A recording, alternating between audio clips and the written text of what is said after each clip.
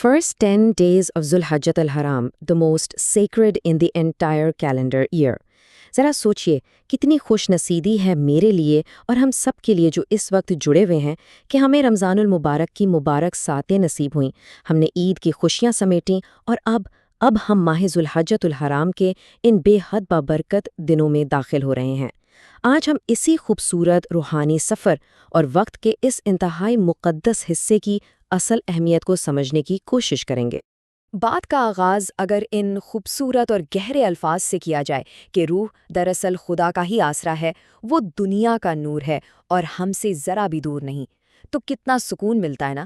یہ شاعرانہ خیالات ہمیں یاد دلاتے ہیں کہ قادر مطلق کی موجودگی ہر جگہ ہے، اور یقین مانیے یہ احساس بلا شبہ انسان کو بے پناہ روحانی سکون بخشتا ہے۔ اب دیکھیے، یہ تو ہم سب مانتے ہیں کہ اللہ کی ذات کو کسی بھی سرحد یا حد میں قید نہیں کیا جا سکتا، وہ تو سراپا پاکیزگی اور سکون میں بستا ہے اور ہمیشہ سنگ رہتا ہے۔ لیکن دنیاوی الجھنوں اور مصروفیات کی وجہ سے بسا اوقات اس قربت کو محسوس نہیں کیا جا سکتا۔ اسی لیے ہمیں اپنے خالق کے ساتھ دوبارہ گہرائی سے جڑنے کے لیے کچھ خاص، کچھ ایلیویٹڈ لمحات کی ضرورت پڑتی ہے۔ تو آئیے سب سے پہلے اس اہم تصور پر بات کرتے ہیں کہ غیر مساوی اوقات اور مقدس ایام دراصل کیا ہوتے ہیں۔ کائنات کا ایک بڑا سادہ سا اصول ہے، ہر چیز، ہر شخص اور ہر جگہ کا ایک جیسا روحانی وزن نہیں ہوتا۔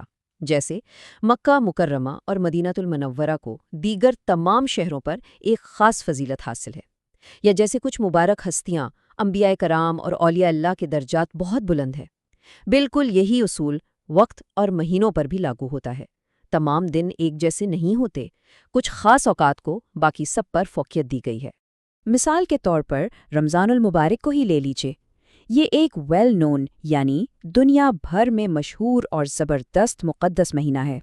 اس کی بے پناہ برکات کا ہر کسی کو اندازہ ہے۔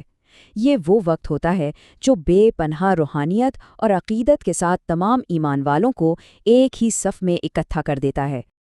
لیکن یہاں ایک چھپا ہوا خزانہ بھی ہے جس کی روحانی بلندی کو سمجھنا ابھی باقی ہے۔ اور وہ چھپا ہوا خزانہ دراصل کیا ہے؟ وہ ہیں ذوالحجۃ الحرام کے پہلے 10 دن۔ جی ہاں، یہ پورے کیلنڈر سال کے سب سے مقدس اور بابرکت دن ہیں۔ اس کی اہمیت کا اندازہ ذرا اس بات سے لگائیے کہ زمانہ جاہلیت کے اندر بھی، جی ہاں اسلام سے پہلے کے دور میں بھی، ذوالحجۃ الحرام کو شمار حرمت والے مہینوں میں کیا جاتا تھا، the most sacred۔ ان دنوں کے اندر جو روحانی طاقت اور برکتیں ہیں نا، وہ واقعی بہت منفرد اور زبردست ہیں۔ اس بات کی عظمت کا سب سے بڑا اور واضح ثبوت ہمیں براہ راست قرآن مجید سے ملتا ہے۔ سورۃ الفجر میں قادر مطلق خود ان مخصوص دنوں کی قسم کھاتے ہوئے ارشاد فرماتا ہے، قسم ہے فجر کی اور 10 راتوں کی۔ اب یہ تو ہم سب جانتے ہیں کہ جب کائنات کا خالق خود کسی چیز کی قسم کھائے تو یہ اس چیز کی عظمت اور بلندی کی سب سے بڑی اور حتمی دلیل بن جاتی ہے۔ مطلب یہ کوئی معمولی راتیں بالکل نہیں ہو سکتیں۔ اور اس بات کی مزید وضاحت کیسے ہوتی ہے؟ نبی کریم صلی اللہ علیہ وسلم کے چچا زاد بھائی اور مشہور مفسر قرآن حضرت عبداللہ ابن عباس رضی اللہ تعالی عنہما ارشاد فرماتے ہیں کہ اس گہری قسم میں جن 10 راتوں کا ذکر ہے، اس سے مراد خاص طور پر ذوالحجۃ الحرام کی یہی پہلی 10 راتیں ہیں۔ تو اللہ تعالیٰ نے ان راتوں کی قسم ارشاد فرما کر یہ واضح کر دیا کہ یہ دن اور یہ مہینہ کس قدر ایلیویشن اور عظمت والا ہے۔ اب ذرا اس اہم ترین نقطے پر غور کیجئے جو اس حدیث پاک میں آیا ہے۔ ارشاد ہے کہ اللہ تعالیٰ کے نزدیک پورے کیلنڈر سال میں، جی ہاں پورے سال میں، کوئی بھی دن ذوالحجۃ الحرام کے ان ابتدائی 10 دنوں سے زیادہ عظمت والا نہیں، اور نہ ہی ان سے بڑھ کر کسی دن کا نیک عمل اسے محبوب ہے۔ ذرا سوچئے، ان دنوں میں کی جانے والی ایک چھوٹی سی نیکی بھی اللہ کے نزدیک بے حد پسندیدہ اور محبوب ترین ہے۔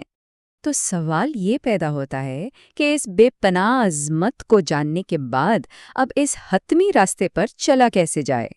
ان دنوں کی اتنی بے مثال شان و شوکت جاننے کے بعد ہمیں جو واضح ہدایت ملتی ہے وہ یہ ہے کہ ان دنوں میں تحلیل، تکبیر اور تسبیح کی کثرت کی جائے، یعنی لا الہ الا اللہ کا ورد، اللہ اکبر کی تکبیر اور سبحان اللہ کی تسبیح۔ ان مبارک دنوں میں کثرت سے کیا گیا یہ ذکر دراصل وہ ٹول ہے جو ہمارے دلوں کو الہی نور سے پوری طرح منور کر دیتا ہے۔